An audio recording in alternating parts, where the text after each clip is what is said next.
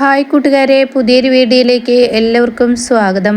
അങ്ങനെ രാഹുൽ ഇന്ദുവിനെ മനഃപൂർവ്വം ഇങ്ങനെ ഒഴിവാക്കി വിടുക എന്ന് ഇന്ദുവിന് മനസ്സിലാവാണ് കേട്ടോ. രാഹുൽ അടുത്ത് വന്ന് കിടക്കുമെങ്കിലും കൂടി തൻ്റെ ദേഹത്തൊന്ന് തൊടുകയോ തന്നെ ഒന്ന് സമാധാനിപ്പിക്കുകയോ തന്നോടൊരു വാക്ക് പറയുകയോ എന്തെങ്കിലും ഒന്ന് ചെയ്യുന്നില്ല.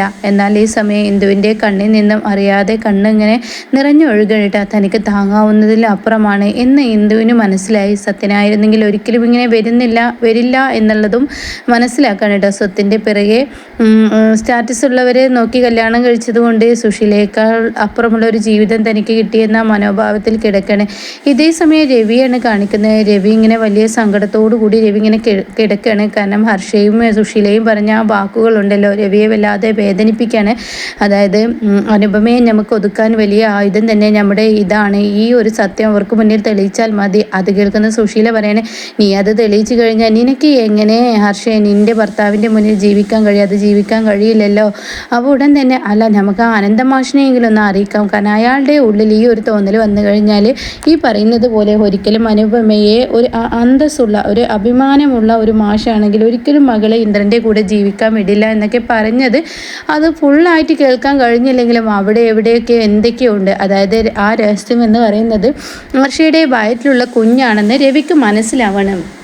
അങ്ങനെ രവി മനസ്സുകൊണ്ട് തീരുമാനിക്കുകയാണ്, എനിക്ക് എന്നിൽ തെറ്റ് പറ്റിയിരിക്കുന്നു. തീർച്ചയായും എനിക്ക് തെറ്റുപറ്റി. എൻ്റെ തെറ്റ് ഞാൻ തിരുത്തണം. കാരണം അന്ന് ഡോക്ടർ പറഞ്ഞ ആ വാക്കുകളും രവിയുടെ ഉള്ളിൽ ഇങ്ങനെ കടന്നു പോവാണ്. ഡോക്ടർ പറഞ്ഞല്ലോ തനിക്ക് 99% കുഞ്ഞുങ്ങൾ ഉണ്ടാവില്ല, രവിക്കാണ് ഇവിടെ പ്രശ്നമെന്ന് ആ ഡോക്ടർ പറഞ്ഞ ആ വാക്ക് രവിയെ വല്ലാതെ ഭീതിപ്പെടുത്താണ് കേട്ടോ.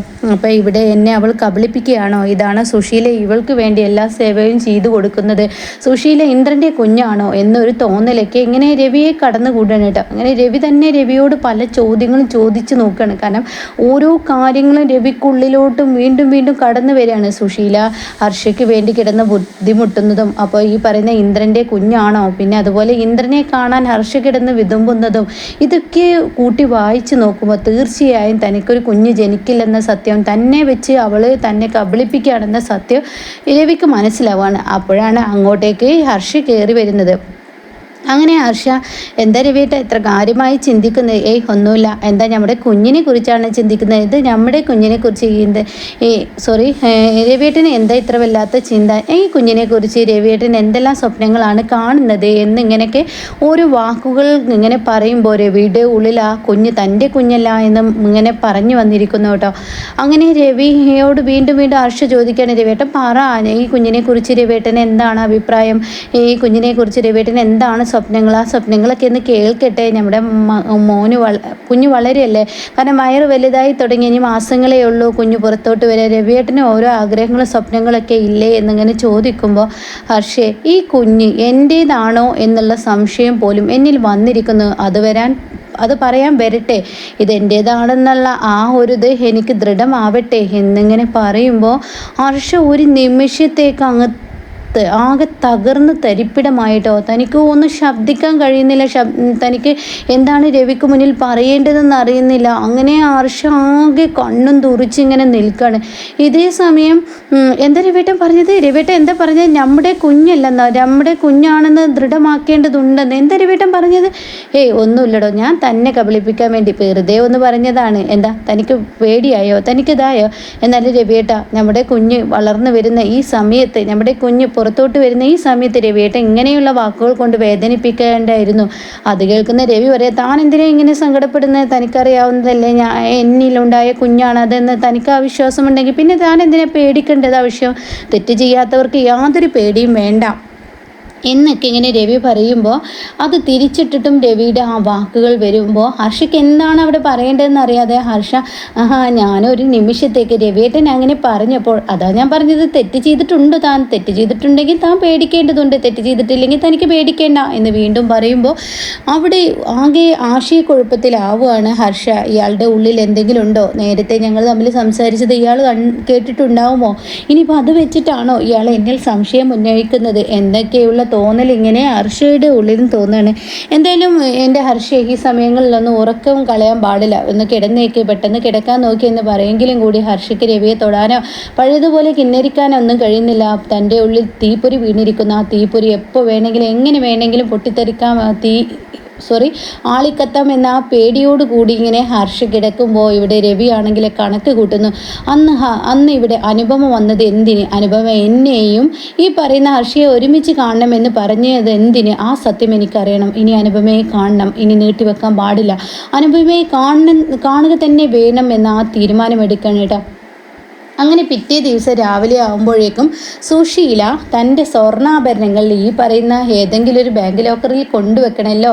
അപ്പോൾ അതിനുള്ള പരിപാടികൾ ചെയ്യാണ്. അങ്ങനെ കെട്ടിച്ചമഞ്ഞ് രാവിലെ തന്നെ അവിടെ നിന്ന് ഇറങ്ങുമ്പോൾ പ്രതിഭയാണെങ്കിൽ തൻ്റെ അമ്മ എങ്ങനെയെങ്കിലും പരിധിക്കുള്ളിലാക്കാൻ നോക്കണം. അമ്മ ഇങ്ങോട്ടാണ് ഈ പോകുന്നത്? ഇന്ന് എൻ്റെ അച്ഛനമ്മമാർ ഇങ്ങോട്ടേക്ക് വരാമെന്ന് പറഞ്ഞിട്ടുണ്ട്. അമ്മ എങ്ങോട്ടാണ് പോകുന്നത്? ഓ, എൻ്റെ അച്ഛനമ്മ ആരാണ്? ഈ സുധനല്ലേ? ആ സുധനെ ഞാൻ കണ്ടിരിക്കുന്നത്. അവനെന്നെ കബളിപ്പിച്ചവനാണ്. അവനൊന്നും എനിക്ക് നിൽക്കാൻ കഴിയില്ല എന്നൊക്കെ പറഞ്ഞ് അവിടെ നിന്ന് മങ്ങ ഇറങ്ങാൻ കേട്ടോ. പക്ഷേ സുശീലയുടെ ഉള്ളിൽ അതൊന്നല്ല, ആരും കാണാതെ ഈ സ്വർണത്തിനൊരു ലോക്കർ ഉണ്ടാക്കണം. അതിനുവേണ്ടിയാണ് സുശീല ഓടിപ്പാടി അങ്ങോട്ടേക്ക് പോകുന്നത്.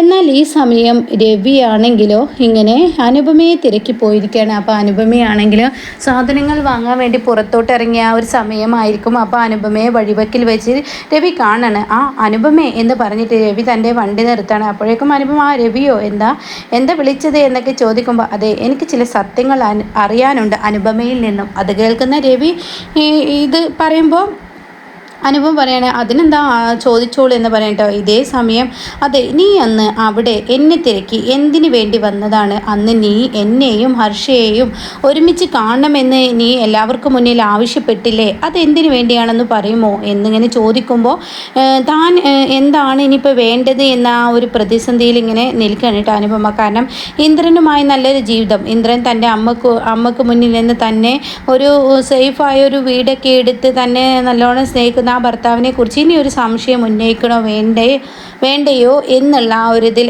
ഒന്നുമില്ല, നിങ്ങൾ രണ്ടുപേരും ഒരുമിച്ച് കാണണമെന്ന് എനിക്ക് തോന്നി. അപ്പോൾ ചില കാര്യങ്ങൾ ചോദിക്കാനുണ്ടായിരുന്നു, പക്ഷെ അത് ഇനിയില്ല. ആ സംശയം എന്നോട് തന്നെ ഞാൻ ചോദിച്ച് അതിന് വ്യക്തത കണ്ടെത്തി. അതുകൊണ്ട് ഇനി ആ ഒരു സംശയം ഞാൻ ഉന്നയിക്കുന്നില്ല, അതങ്ങനെ തന്നെ വിടുന്നു എന്നിങ്ങനെ അനുപമ പറയുമ്പോൾ സുശീലയാണെങ്കിൽ ഓട്ടോയിൽ വരുന്നു കേട്ടോ. സുശീലയുടെ മനസ്സമാധാനം പോവാൻ സുശീല കാണുന്ന കാഴ്ച രവിയും അനുപമയും കൂടി സംസാരിക്കുന്നതായിരിക്കും. ഈശ്വര, ഇവർ തമ്മിലുള്ള കൂടിക്കാഴ്ച എന്തിനായിരിക്കും?